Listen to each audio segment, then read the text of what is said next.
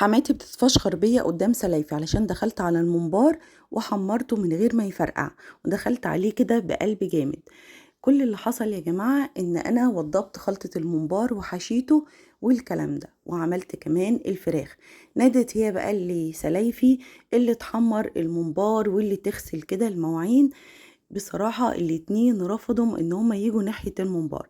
تعالي يا سلفى يا فلانة اعملي حمري الممبار، اسلقيه حمريه. قالت لها لا. طب ندهت للتانية، طب انتي حمري الممبار. قالت لها لا. المهم قلت لها انا اللي هكمله يا ماما، انا اللي عملته من الاول وانا اللي هكمله. تعالوا شوفوا انا عملته ازاي.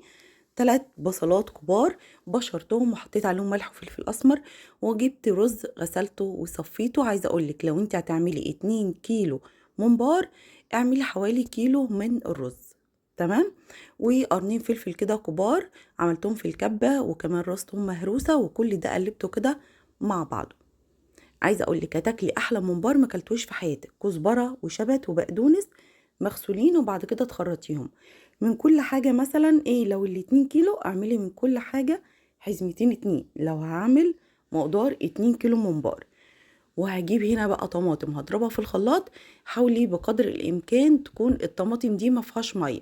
طيب تعمليها ازاي دي؟ انا بكون مخزنه عندي طماطم في الفريزر، وبطلعها كده من بالليل تفك خالص، واقوم جايه ضربها في الخلاط. بتيجي تبصي تحسي ان هي متسبكه.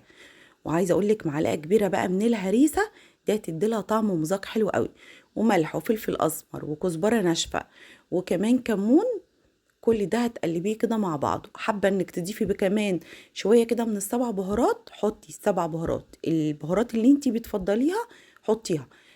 واضيف كمان عليهم حوالي فنجان من الزيت، ده برضو تقلبيه عليه. هنا حسيت ان هم محتاجين كمان طماطم، حطيت برضو طماطم. وهنا احط حوالي فنجان من الزيت، واقلب كل الخليط ده كده مع بعضه. احلى ممبار ممكن تاكليه اللي هو ني في ني، بجد بيبقى روعة وتحفة. هنا بقى الممبار بتاعي كنت غسلاه ومصفيه كويس جدا جدا، وانتوا طبعا كلكم شطار في غسيل كل حاجه.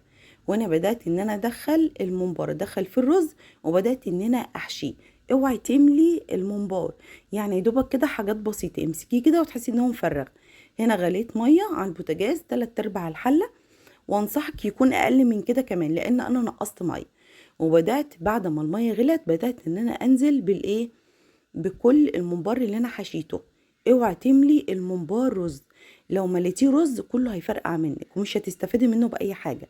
طبعا انا وريتك شكل الممبار بيبقى عامل ازاي، مفرغ ويعتبر شبه فاضي. هنا كنت قللت بقى من الميه يا جماعه، لان الحله كانت زادت. كل ما بتحطي كل ما الميه كده بتزيد معاكي. وهو اول ما ياخد غلوه هبدا اهدي النار عليه، ومن وقت للتاني هقلبه، وهسيبه بقى كده على نار هاديه لغايه ما يستوي. بس كل شويه اقلبه. هنا ده كان شويه كده ميه طماطم من اللي باقيين كده من الممبار. شايفين الممبار استوى معايا وبقى تحفه، والميه بتاعته بقت حمرا وحلوه قوي. ونزل فيها بقى كل التوابل والبهارات بتاعت الايه الحشوه بتاعت الممبار.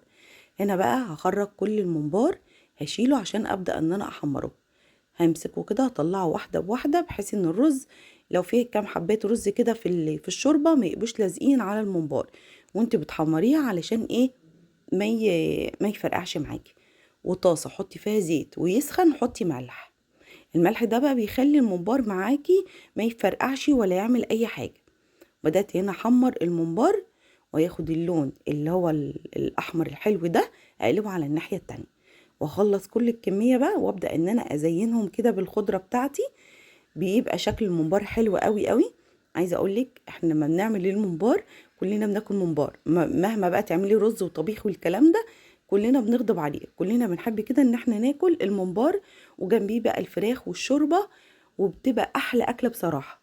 زيني بقى الاكل بتاعك وقدميه كده بشكل لطيف وحلو كده قدام اي حد، لان شكل الاكل هو اللي بيخليكي انك تاكلي وتحسي ان الاكل كمان يعني طعمه مميز. مش معناه ان احنا نعمل الاكل مش حلو ونقدمه حلو، لا، الحاجتين الاتنين. مفيش بقى تسلم ايديك ولا ايه في الكومنتات، مستنياك.